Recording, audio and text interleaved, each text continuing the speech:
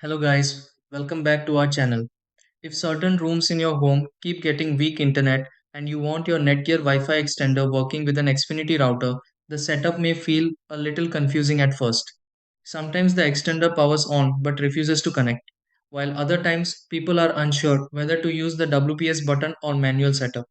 Since the connection process depends on both devices, recognizing each other correctly, a few small setup steps can make everything much easier.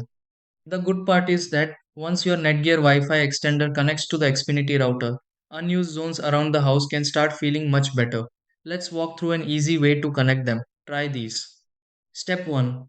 Plug in the Netgear Wi-Fi extender close to the Xfinity router before beginning setup for a stronger signal. Step 2. Press the WPS button on the Xfinity router if your Netgear Wi-Fi extender supports quick pairing.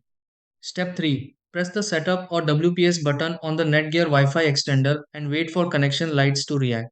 Step 4. Open Wi-Fi settings on a phone or laptop and connect to the network coming from the Netgear Wi-Fi extender if manual setup appears.